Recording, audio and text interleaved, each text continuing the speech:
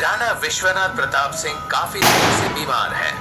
अब वो आखिरी सांसें गिन रहे हैं। बेटे, मैंने तुमसे एक बात छुपाई थी, पर मौत मेरे सामने खड़ी है, इसलिए वो बात बताने का वक्त आ गया है। बताइए पापा, आप हमें क्या बताना चाहते हैं? बेटे, प्रतापगढ़ में हमारी हवेली है जिसकी कीमत करोड़ों रुपए की है, मगर मेरे लिए तुम दोनों की जान से ज्यादा कुछ भी नहीं है। इसलिए वादा करो, तुम दोनों कभी भी उस मनहूस हवेली में नहीं जाओगे। मेरे पास वक्त नहीं है। वादा करो बेटे, तुम उस मनहूस हवेली में कभी नहीं जाओगे। हम वादा करते हैं पापा, हम वहाँ कभी नहीं जाएंगे। कुछ ही देर में राणा साहब की मृत्यु हो जाती है। राहुल, अब तो बताओ हम कहाँ जा रहे हैं? प्रतापगढ़ में हमारी पुश्तैनी हवेली है, हम वहीं पर जा रहे हैं।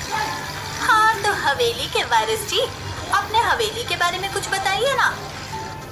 हवेली के बारे में मैं सिर्फ इतना जानता हूँ कि मरते वक्त पापा ने हमसे वचन लिया था कि हम उस मनहूस हवेली में कभी नहीं जाएंगे।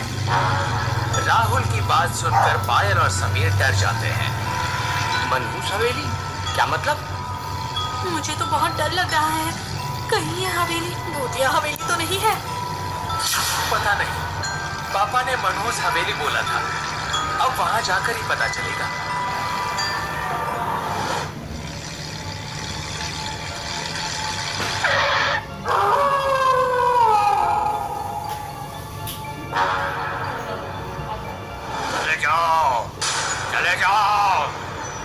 चले जाओ यहाँ से, वरना मारे जाओगे।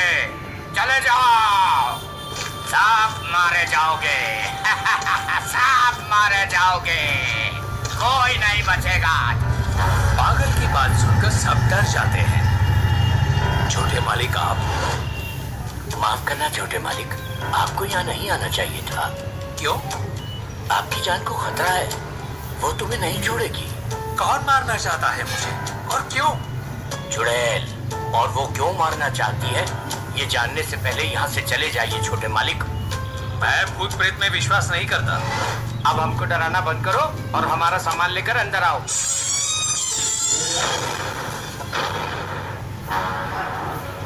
डरो मत पायल, ये रामू काका की चाल है। वो चाहते हैं कि डर के मारे हम कभी यहाँ ना आए और ये करोड़ों की हवेली उनकी हो जाए। मगर डरो मत, मेरे साथ अंदर आओ।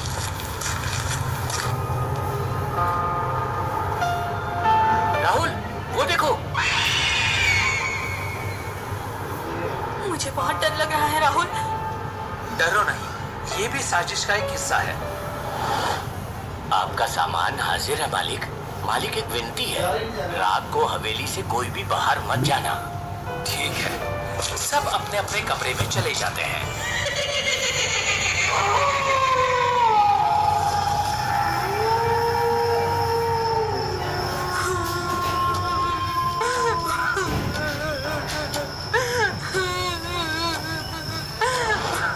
रोने की आवाज।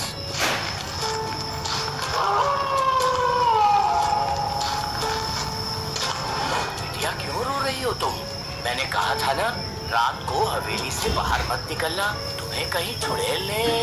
नहीं काका, चुड़ैल मेरा कुछ नहीं बिगाड़ सकती, क्योंकि मैं खुद चुड़ैल हूँ।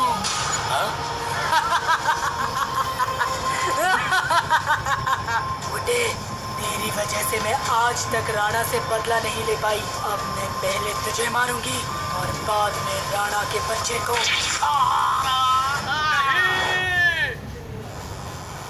राहुल की चीख सुनकर पायल जाग जाती है। क्या हुआ राहुल? एक बुरा सपना देखा। मैंने देखा कि चुड़ैल ने रामू काका को मार दिया है। हे भगवान, रामू काका की रक्षा करना। मगर रामू काका अभी कहाँ है?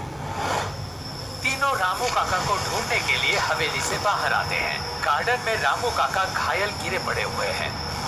रामू काका!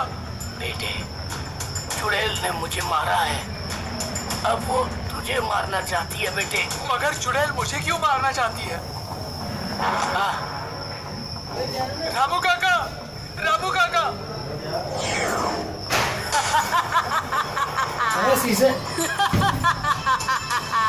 मेरे बाप ने मुझे मारा था, आज मैं तुझे मारकर अपना बदला लूंगी।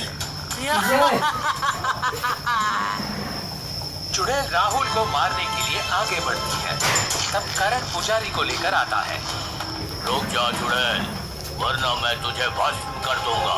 पुजारी, मेरे रास्ते में बता, वरना मैं तुझे भी मार दूंगी। आखिर कितनों को मारेगी तू? इसे मारकर तुझे क्या मिलेगा? मैं अपना बदला चुका दूंगी। चुड़ैल जी, आप चाहो तो मुझे मार दो, पर मेरे भाई को छोड़ दो। नहीं भैया। तू भी राणा का ही पिल्ला है, अब तो मैं तुझे भी नहीं छोड़ूंगी। चुड़ैल जी, आप शौक से हम दोनों भाइयों को मार के अपना बदला ले लीजिए, पर मरने से पहले मेरी एक विनती सुन लीजिए। जल्दी बोल। मरने से पहले मैं आपकी आत्मा को मुक्ति दिलाना चाहता हूँ।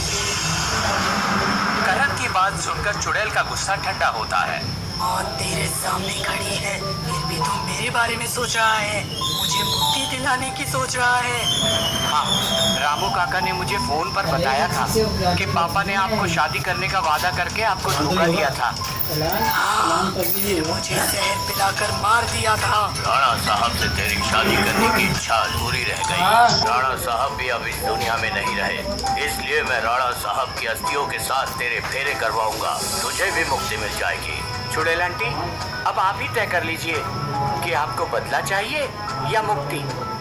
तूने मुझे आंटी कहा, मुझे मुक्ति चाहिए। खून का बदला खून, ये कोई इंसानियत नहीं है। मैं तुम दोनों को नहीं मारूंगी। और फिर पुजारी ने राणा साहब की अस्थियों के साथ चुड़ैल के फेरे करवाकर उसे मुक्ति दिला दी। चुड़ैल को